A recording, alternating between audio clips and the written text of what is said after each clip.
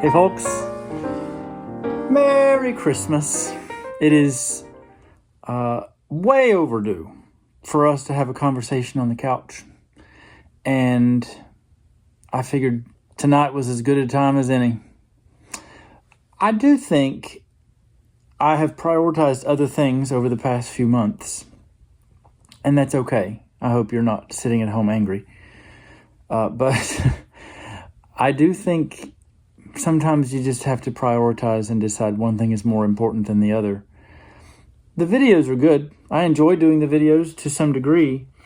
I've questioned where they're going and how can they be more productive, more beneficial, more useful, especially think about my business as a real estate agent and how can the videos feed that business. At any rate, I've asked for a few things for Christmas from Santa to maybe make the videos a little bit better. So I'm hoping I get a light, one of those ring lights, and I'm hoping I get a nice little microphone that can clip onto my shirt, and then you can hear much more clearly. I don't remember if I asked for a tripod or not. I don't have any special setup. This is my phone. And I certainly don't have a soundproof or sound noise reduction kind of area set up. This is my couch. But I asked for a few things for Christmas, and we'll see if that makes the videos a little better. I also want to, in 2026, I want to be a little bit more planned. I'm not a good planner. But I want to be more plan-focused so that my videos have a direction and a consistency. And I do know that you enjoy them. If you know me, you know I'm from West Virginia, grew up in Wayne, West Virginia. I was there for Thanksgiving. The first night that I arrived for Thanksgiving, we're sitting at the table and Dad said, well, everywhere I go, I see people who say, oh, we just love Zach's videos. So I don't even know exactly how far the reach is for people who watch these videos. The numbers are not that high. When you think of followers on Facebook and YouTube and that sort of thing, my numbers are not that high. But that's okay. I'm just putting them out for the people I know and enjoy and love. And so I was at my church Sunday afternoon. We were just about to sing our Christmas special. And I walked down an aisle to speak to somebody before the service, and this woman appeared right next to me and tapped me on the arm, and she said, I just love to hear you talk. And I said, where have you heard me talk? Because I was thinking the Sunday prior, I had sung a solo, and I got to speak before the solo. She said, well, I used to go to church here, but I've moved and I'm at a different church. She said, I hear you on the, and you could tell she was searching. I said, oh, on Facebook. Yes, on Facebook.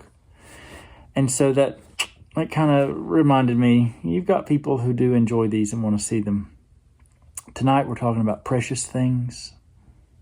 Precious. Sometimes we use that word too much. Now, I think if you're talking about a newborn baby, call the baby precious. Absolutely. If you're talking about a 98-year-old grandmother, such as I have, I call her Nan, she's precious. But don't overuse it. Pick and choose.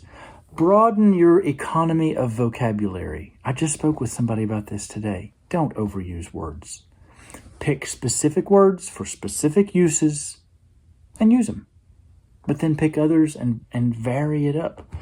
Back to precious. Tonight, we're talking about some precious things. Now, in order to get to the precious things, we have to talk about the things that are not precious. In the Christmas season, many of us have boxes and totes that we pull out of storage. And we go through and we pull out these decorations. You can see my tree behind me. Most of those decorations, maybe every decoration, I did not buy. I don't remember, maybe a handful I have bought. But they came from hand-me-downs. And they were passed by grandmother, parents. Some of them I found by the side of the road. No, I'm not joking. And they have a story. That makes them more precious. Now, the few that I did buy, I bought because they were, the moment was just right. I was on a trip with somebody I really care about, and we bought an ornament together, that sort of thing. But I do not go out and buy new Christmas decorations. That is not happening. If I did, it would be because I need something, this thing broke, or even back to the phrase need something, that would be like a new set of Christmas lights.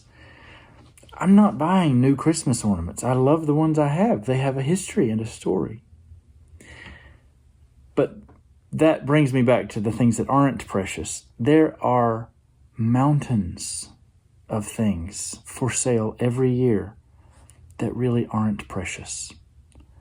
They're plastic. I am so anti-plastic. It's a different video we can talk about at a different time. But even just 2 weeks ago or so, I watched a video about these German Christmas ornament makers who make hand-blown Christmas ornaments the way they've been made for many years. And the guy said it just gets harder and harder to sell them when we know what they're worth, what the time was that went into them, all these different things, the skill. But somebody can rush out to a department store or not even go anywhere, just order off of the internet a big batch of plastics. And if they break, it's fine. It's no big deal. Now, I say all of that, and what I'm about to show you, this precious item, is also plastic. I know. But that goes to show you the preciousness is far more than just the material it's made out of. My grandmother, Nan, is 98. And as she has aged, her view of things has changed. And we're now in a season where things are getting passed to the family because she doesn't want it, doesn't need it, can't use it. And she's been in that stage for a few years now.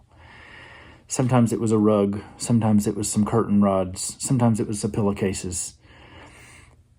This past trip, Thanksgiving, I got some precious things.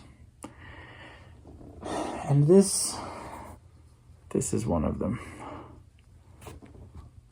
Now look at that. Look at that. Look at that. His eyes, he looks bored almost. And he has a little mate. Look at her. She has a bun on the back of her head with some holly tucked into it. These are hard plastic. You could break somebody's noggin with these things. Santa here, he has a bag. He has his belt. There's a bottom opening and there's a top where you can put salt and pepper. And they are salt and pepper shakers. Now, you saw as I tilted it, Santa's hat is rubbed raw. Look at that. It's just, the paint has been removed. Do you know why? I bet you $1 to a donut. Over the many years that Nan has owned these, they were always on the Christmas table. Always in the kitchen on the table. And as she cleaned the table, every year he would get wiped off. And a little bit of that salt, a little bit of that pepper that was sticking to the top would get removed. These two things are precious. Now, they're not precious to you. They're precious to me. To you, they're probably not worth 2 cents. And that brings us to another thing. I think there is preciousness that is objective. It's precious whether you believe it or not. Human life is precious. Whether you believe it or not, human life is precious. Then there are things that are subjectively precious. Mr. and Mrs. Claus. And so when the word was shared in November, that we were going to be going through some things at Nan's, I said, I want the Mr. and Mrs. Claus. I also wanted the Mr. and Mrs. Pilgrim and the 2 turkeys, and I got those as well. These things, plus the boot. The boot. The boot. These 3 things sat on the kitchen table every single Christmas of my entire life. And now they sit in my kitchen. I already mentioned these are salt and pepper shakers. The boot is not plastic, by the way. It's ceramic. And it is the toothpick holder. You're saying, what's the point of all this? Zach, you look so good in your hat, but what's the point of all this? As you think about your precious things, ask yourself why. Why is it precious? Is it precious because it costs a lot of money? Maybe. Is it precious because of sentimental value? That's the case with these 3 items. When we got to talk through and claim a few of those items at Nan's house, these were the 3. If I couldn't have anything else, I wanted Mr. and Mrs. Claus and the boot. Nobody threw any elbows. No, I want it. Nobody fought me for it.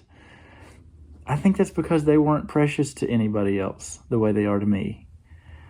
Now, they're not precious to the point that I would give my life for them. That's another way that we grade preciousness. It's precious because of how much I would give for it.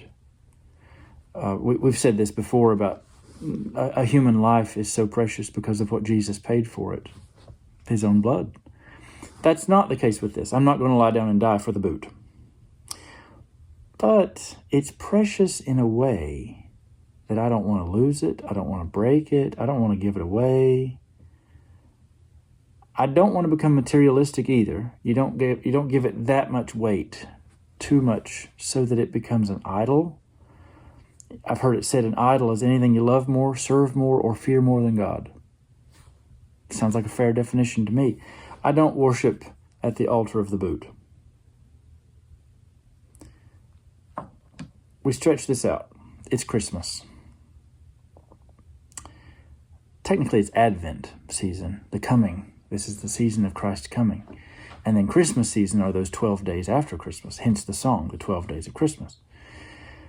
Have you seen the Christmas movie from about 2000 or 2001? It's the Jim Carrey version of The Grinch.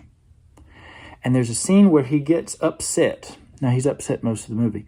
But there's a specific scene where he gets upset about all the stuff. And he says, do you all even know what happens to all this stuff? You send it up that hill to me in your garbage. Get ready. As a former pastor of mine used to say, I'm going to plow close to the corn.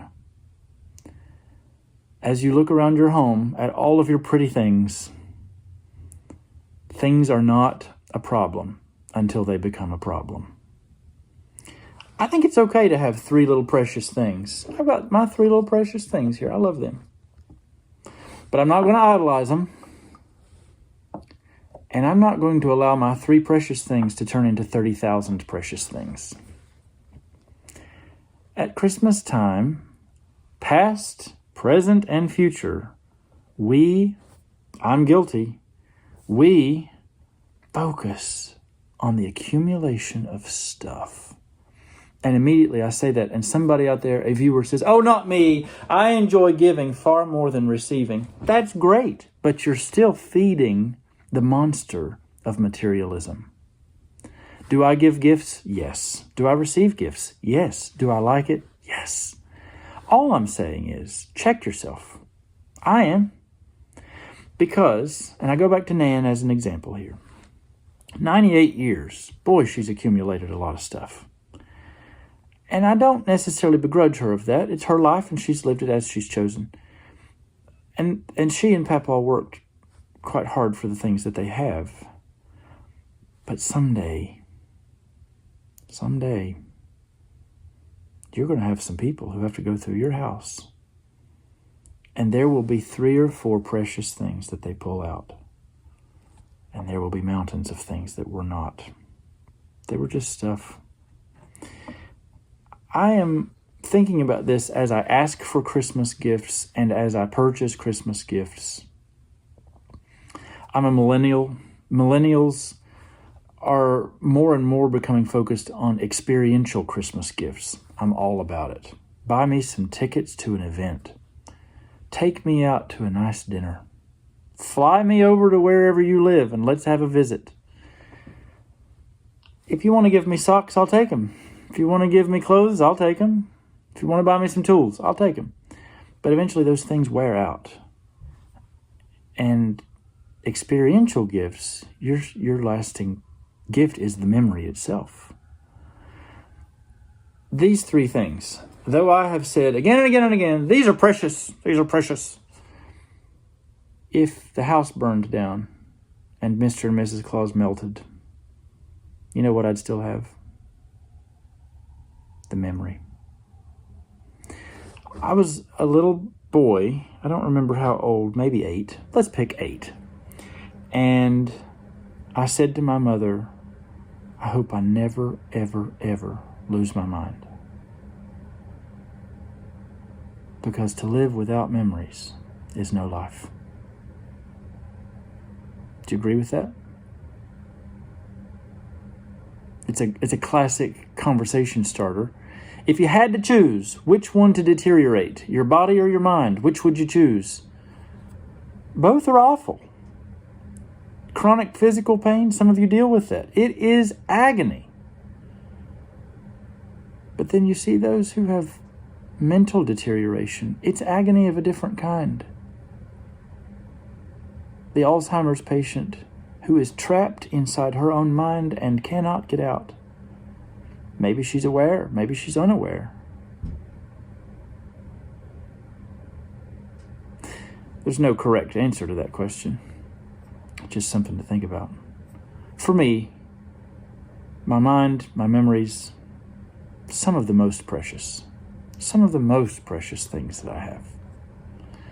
And then certainly it wouldn't be Christmas without Christ. Surely you saw that coming.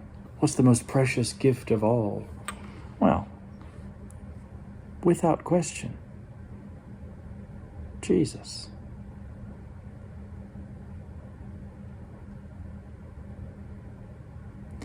I'll close with this.